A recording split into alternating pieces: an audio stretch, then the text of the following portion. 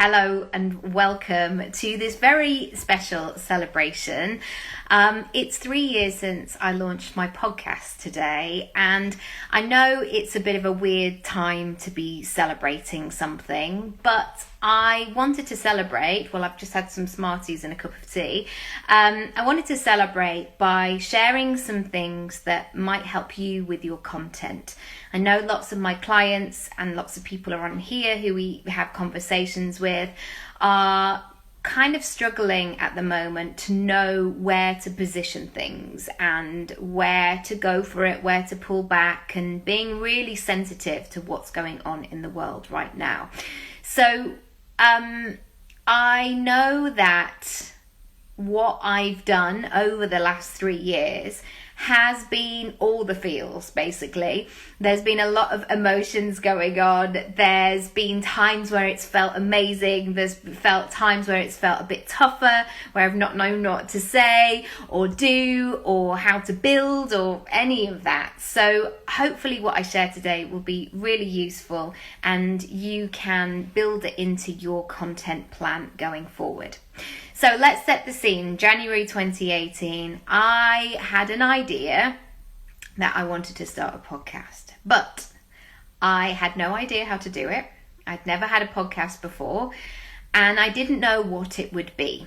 And that's my first point I want to share with you today, is to trust that desire that you want to do it.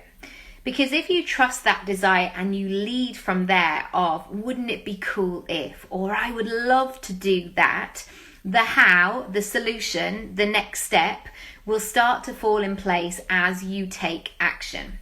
So even though I had no idea what it could be and what it would be, I could have easily stayed in that headspace of, well, I don't know, or what will happen if I get here and I don't know how to move forward, and I have all those questions. Instead of focusing on that, I focused on what I was doing in the moment, like how do I move forward? What are the things that I do know? How can I let my passion lead the way?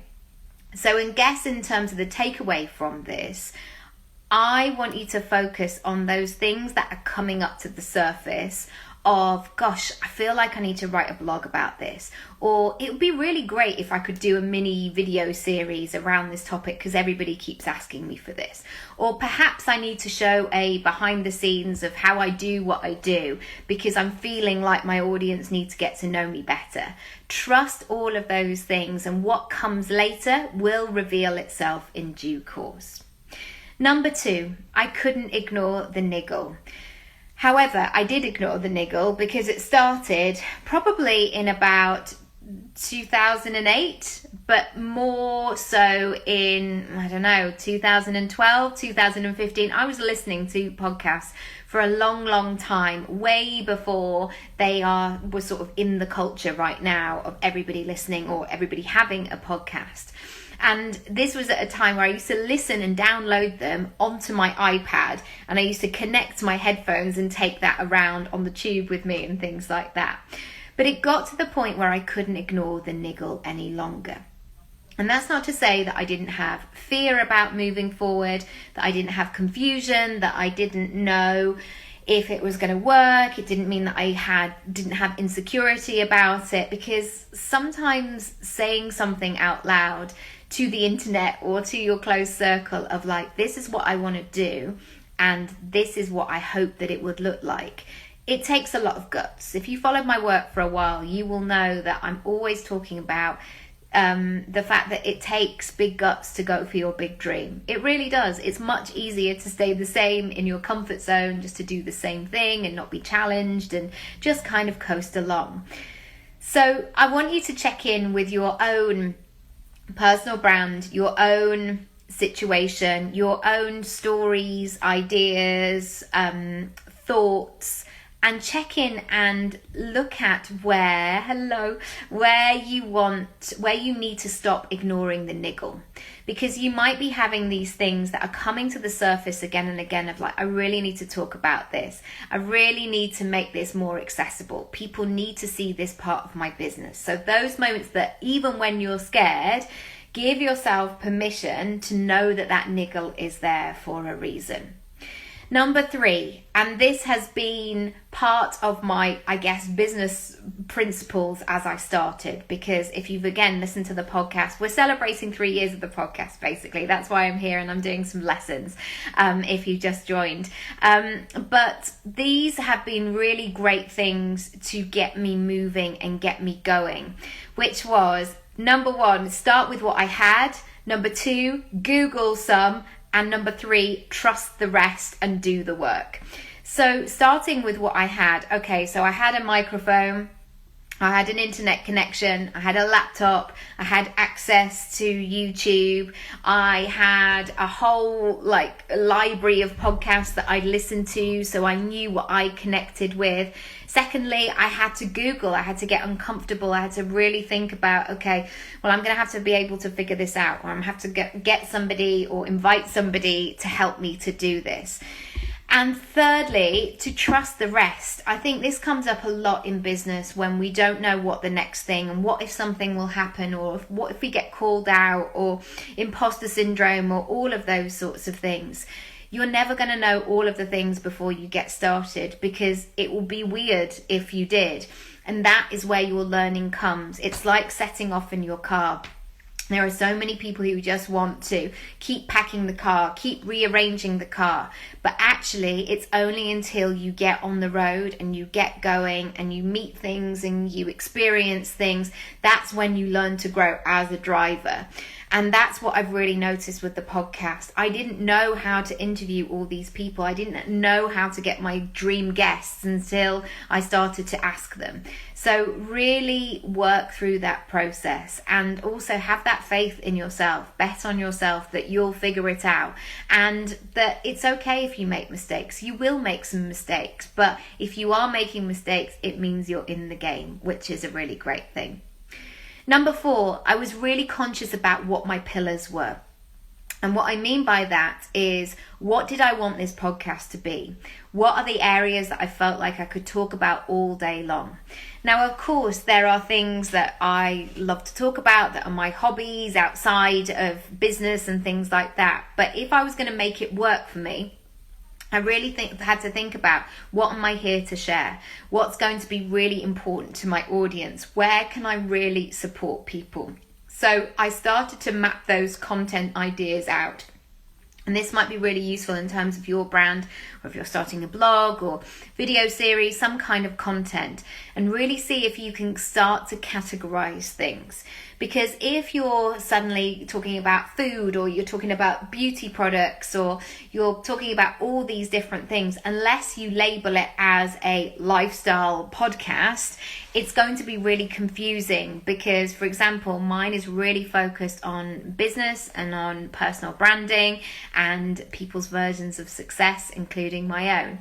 And under that comes mindset and facing fear, comes elevating your personal brand, attracting dream clients, getting visible. They're all sort of topics that come to the surface again and again, and they all fit really nicely into one or more of my 4-step framework. So by doing those types of work, that research, and it didn't actually reveal itself until much later. And so I had to kind of play a bit of catch up in terms of pulling all my content together. But once I got to that point of going, right, why am I here? Why am I using this content? I really started to be able to work smarter rather than just hard all the time. Number 5, I thought about one person. So even though the podcast has been heard worldwide and by people of all different ages and genders and identifications, I always imagine that I'm talking to one person, and that person changes sometimes. But I go back to the times in my life when I felt incredibly lonely or isolated or unsure or insecure. And those podcasts or books, that content that has pulled me through, that has been a companion, that has given me the reassurance that maybe I could do it too, that has given me the tools that have made me move into action rather than feeling that I couldn't do it. And this has been really key in terms of how I talk to my audience. So when I speak, I try and speak from the heart. I try and speak without too much of a script, without judgment, without assumption, and with a lot of love and kindness. And that has really changed the direction of my podcast, because I knew that so many people who make podcasts go with the angle of, I'm the expert, I'm going to show up, I'm going to shout at people, I'm going to tell them where their gaps are, and I'm going to tell them to hustle harder. And even though I do have that tough love side to me sometimes, and I give it to myself, and if my clients ask me to give it to them, I will take a firmer tone sometimes.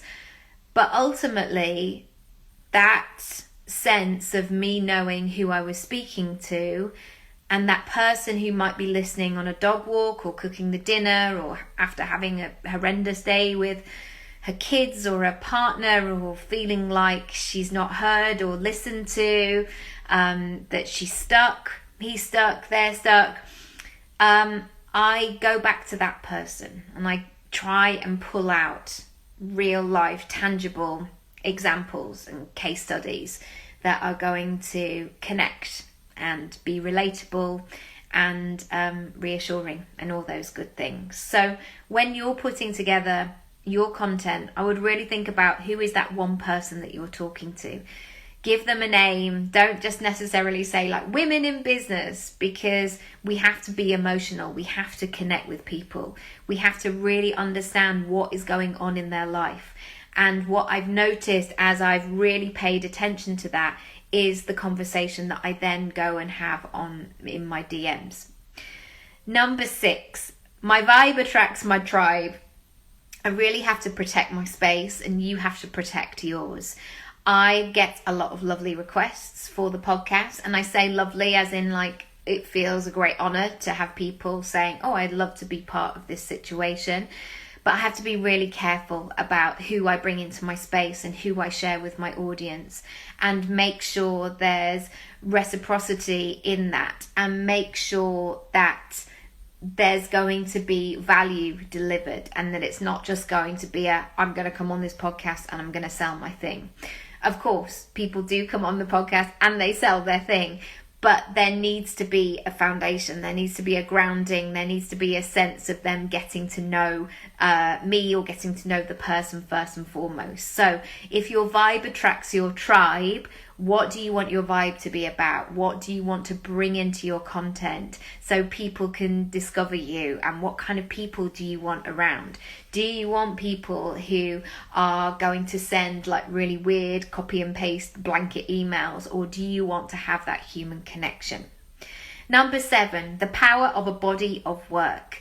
Building this podcast has, of course, been a labor of love, as it were, because it's a lot of hours, it's a lot of effort that goes into it, but it doesn't feel like that. And one thing that I found is the body of work works for me again and again. So whether that's people discovering the podcast and then going back and listening to all the episodes, and all of the episode statistic goes up every single week, or whether it's somebody coming to me and booking me as a speaker who'll go, great, it looks like you've done lots of things. It really gives great social proof as well. And also, by building a body of work, by being consistent, brings a trust. So that moment of people discovering me and booking a discovery call, or like then signing up for a service with me, is quite short now, because people have heard lots of my work before they get on a call, because it's not like, who is this Nikki Raby person? Like, they can see it and they can experience what I can do. Number 8, how can you experience, hi Roger, how can you experience and deliver your content in the easiest way? So the work that you do, the value that you bring to your customer, your consumer, your audience, how can you deliver it in the easiest way? This is why the podcast works for me so well, because it's something that I can do on the fly. I can record it with my microphone, I can just plug it in. But if I had to, I don't know, record a 5-minute film where I was in 9 different locations every time I put a piece of content out, I just wouldn't be able to do it, and it wouldn't be sustainable. So when you're looking at growing your audience and really trying to reach more people or become the go-to expert in your industry, it's really important to lean into the things that you really excel at and really show off your work in that way. So again, I'm not a camera operator, I'm not a videographer, I'm not a lighting expert, but I can free flow speaking for a long time, and I can write blogs, and I can share silly anecdotes. So let's do that, and that's what I choose to do in that way. Number 9, there is a power to you being on the internet, and it brings ease and flow to your brand. One of the questions that I always get from clients, from customers, is like, how do I get more? How do I bring more opportunities? How do more people discover me? And this is always coming back to, how can you show up in the best possible way for you? So going back to creating podcasts, for me, it's been really easy to generate so much content because I can deliver. I can do those things by plugging in my microphone and setting it and going live and being able to have an idea and not just wait for all these people to sign it off and things like that. That's why that thing has grown. And what happens then is, if you do those things, they will gain traction and you'll be able to move forward in that way. And one of the things that I was talking about in today's podcast is, when I become visible and when I show up more and I show my work more work comes my way. And this sense of becoming visible and actually saying what you do and what you're all about can be the biggest hurdle for so many of us when we're first starting out, because it feels rude. It feels like we don't want to be too salesy. We don't want to be too pushy. We don't want people from school or our local town to discover us and go, blimey, have you seen what she's doing? What's that all about? You can do it in a really lovely, great way, and you can build a relationship with people that you've never met. I was thinking the other day, there are so many of my clients who I work with on a long-term basis and we've never even met in the flesh, which just seems so weird to me because, you know, working with somebody from a long period of time, it's on trust, it's on building a relationship, and I can't wait for that moment where I can bring people into a room and I can actually see them. But there's a power to being you on the internet.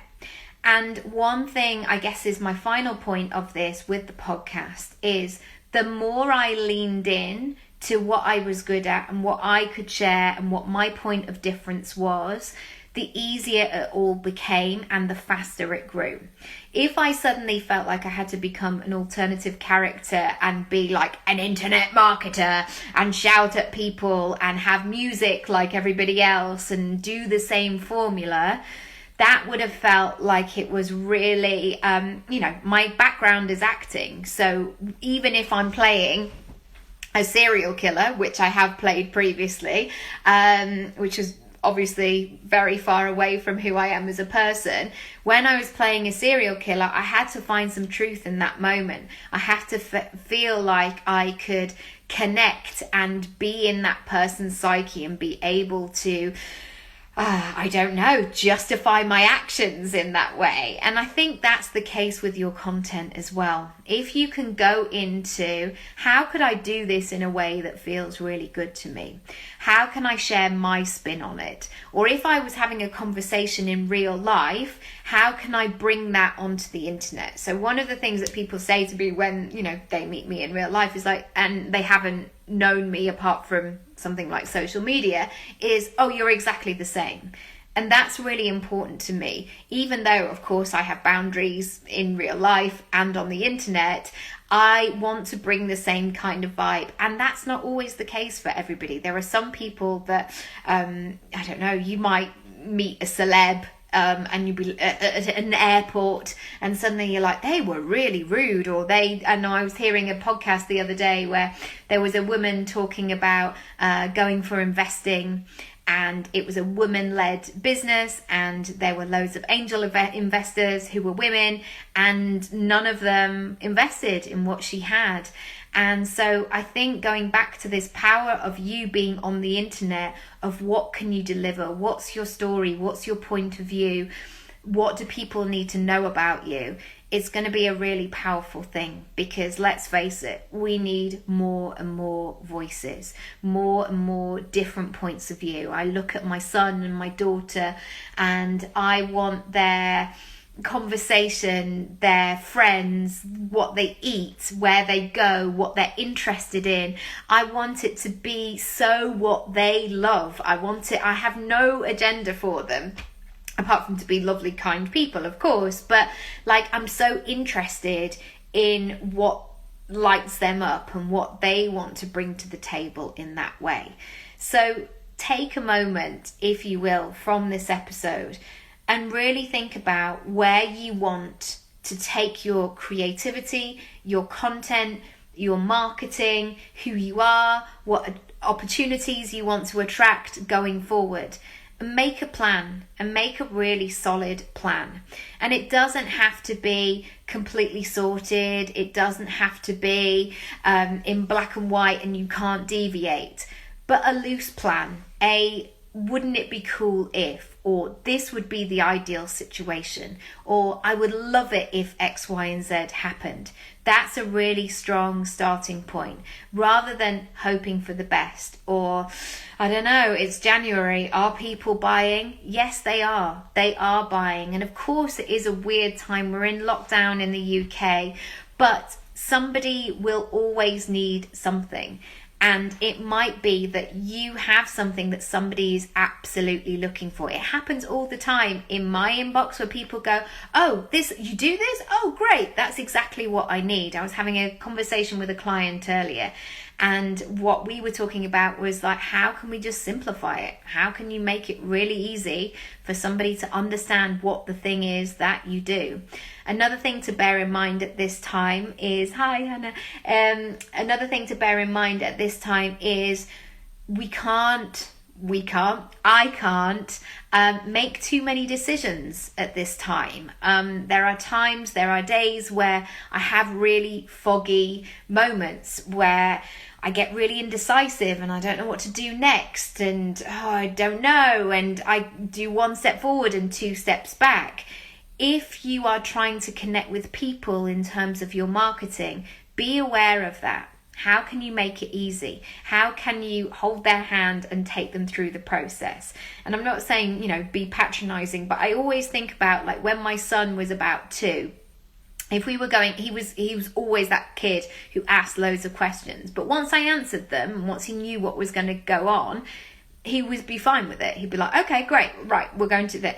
So it's how you would talk to a child. We're going to get up, we're going to get dressed, we're going to have breakfast, we're going to put our shoes on, we're going to go to the park, then we're going to have a snack, then we're going to get home. Think about that in terms of your marketing of helping people.